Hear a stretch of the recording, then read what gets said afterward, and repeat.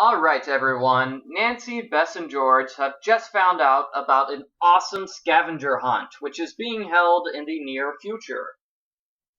Suddenly, someone bumps into Nancy, almost knocking over her lemonade. Oh, I'm so sorry. Nancy turns towards the three girls vacating the table behind her. About the same age as Nancy, they all wear designer jeans, colorful western shirts, and brand new cowboy boots. Gold jewelry dangles from their ears and wrists. The girl who bumped her gestures towards the handbill in Nancy's hand. Oh, are you thinking of entering the scavenger hunt? We were discussing it, Nancy responds. From the way the girl asks the question, Nancy gets the feeling she and her two friends have been eavesdropping. We won it last year for the Black Creek Ranch. In fact, we came here instead of going to Maui, just so we could win it again. She turns to her two friends. Didn't we, ladies? Oh yeah, we totally did. Yeah, it was fantastic. The two other girls smile and nod, running a critical eye over Nancy and the cousins in the process. Are you staying in town? The girl asks. Shadow Ranch, George responds, her tone cool. Really? I heard the place was on its last legs. We're at Black Creek. Our Uncle Nash owns the place. The three girls move off, tossing their long hair and giggling as they glance back at the table. That's what they sound like when they're giggling. Bess glares after them, then turns to Nancy and George. Could you believe the way they were sizing us up? They did seem a little competitive, Nancy responds. They're as phony as their coppery highlights, Bess sees, and they are definitely seeing us tomorrow. When they get back to Shadow Ranch, Nancy and the cousins discuss the scavenger hunt with Uncle Ed and Aunt Bet. But you girls don't know your way around the desert, Uncle Ed warns. What if you get lost or hurt or something? We'll be riding ranch horses, Nancy counters. They always know how to get back to the barn. George jumps in. And there's three of us. If one of us gets hurt, there will always be two other people to help. But do you girls really think that you can win? Aunt Bet asks skeptically. Are you kidding? Bess asks, genuinely befuddled. With Nancy on our team, we can't lose. Plus, a team of snobs from Black Creek Ranch is riding in it, George adds. Uncle Ed's expression immediately darkens.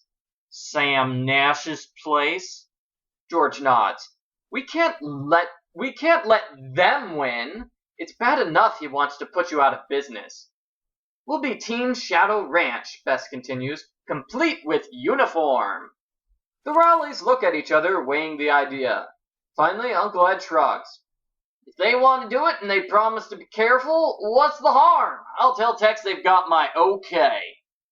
What kind of uniform did you girls have in mind? Aunt Bet wonders. Well, it wouldn't really be a uniform, Nancy explains, more like a Shadow Ranch accessory. We have 4 possible accessories. Hat bands, work shirts, belts, and jeans. Alright, so which option should I pick? Well, there's only one way to figure it out. Eeny, meeny, miny, moe. Catch a tiger by the toe. If it hollers, let it go. Eeny, meeny, miny, moe. The hat bands. Alright. Since all our hats are the same color, George says, pondering the suggestion, identical hat bands would look very cool. But I don't know how to bead. Bess likes the idea too. I do. I can teach you. And I have oodles of beads and thread, Aunt Bet assures them. I used to be quite into beading. That was after my, I don't know how to pronounce that word. A craft using knots, big in the 70s. That was right after my macrame phase, just before I took up origami. To learn more about origami, play Nancy Drew, Shadow at the Water's Edge. Using the pattern Nancy and Bess come up with, the three girls spend much of the following day beating inch-wide hat bands. That evening they stitched their bands to their cowboy hats and modeled their creations for Uncle Ed. "The name of the prettiest ranch in the world sitting atop 3 of the prettiest heads in the world," he grins. "That's my kind of publicity." Continue on to the scavenger hunt. On the morning of the scavenger hunt, Nancy rouses Bess and George before sunup so they can shower, dress, and gather their gear before breakfast. After enjoying Mrs. Thurman's huevos rancheros, melon slices, and homemade tomato juice, the trio heads to their barn, their stomachs full of breakfast and butterflies. Tex is waiting for them. "Team Shadow Ranch has arrived," Bess announces. Then she twirls around, gesturing for Nancy and George to do the same. Seeing their uniforms, Tex shakes his head. "Well, I'll be a blue-nosed gopher," he grunts. "Come on. Horses are all saddled up, just gotta get 'em into the trailer." Bess whispers excitedly as they follow. "Did you hear that? He liked them! We're a hit!" Then her brow furrows with uncertainty. "I mean, being a blue-nosed gopher is a good thing, right?"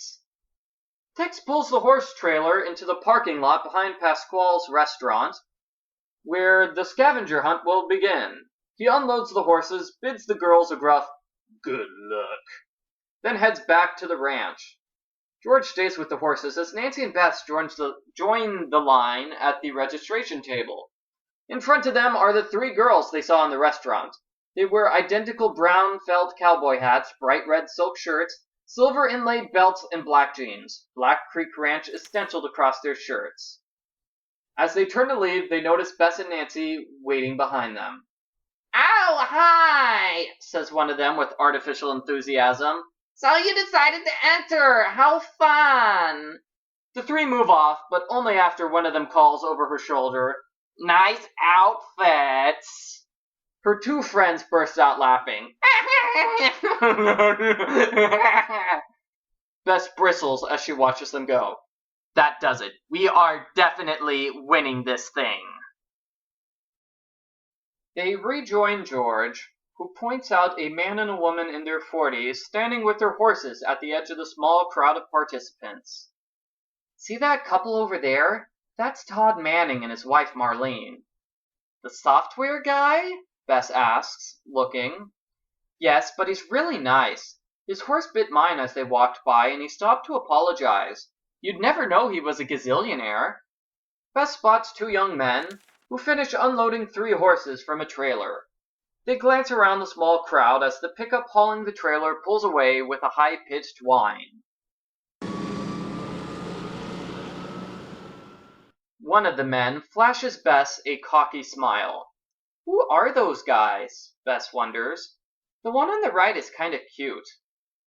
"I know they're no gazillionaires," George responds.